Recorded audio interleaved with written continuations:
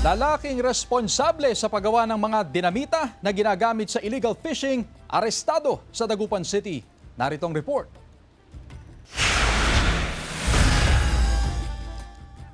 Arestado ang 39 anyos na lalaki na umano'y manufacturer ng dinamita na ginagamit sa illegal fishing. Naaresto ang suspect mag-aalauna ng hapon kahapon sa barangay Bunuan, Binloc sa Dagupan City.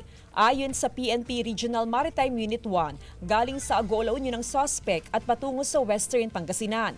Nakuha sa suspect ang iba't ibang mga gamit sa paggawa ng dinamita, gaya ng blasting cap sa isang sako ng ammonium nitrate.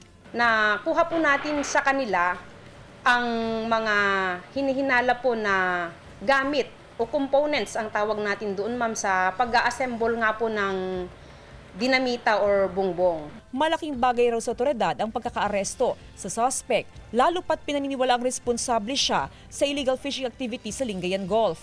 Sinisikap ng GMA Regional TV na makuhanan ng pahayag ang suspect. May ilang individual pang minomonitor ang otoridad na sangkot din sa paggawa ng dinamita. Napakahalaga po ito sapagkat sa pagkakahuli sa kanya, ma'am, nabawasan po yung oportunidad ng pagkalat ng mga ginagawa na dinamita. Umaasa ang mga mangingisda sa Dagupan City na mahuli ang lahat ng mga sangkot sa illegal fishing. Okay yun, madam, dahil para maprotektahan din yung mga maliliit na isda. Marami pa rin dyan. Sa laot. Para sa atin, sir. Mahirap din yun dahil hindi naman yun legal na pangingisda. Hinigpitan pa ng PNP Regional Maritime Unit 1 ang pagbabantay sa mga baybayin sa rehiyon. Regular ang ginagawang seaborne patrolling para maiwasan ang mga illegal fishing activity sa laot.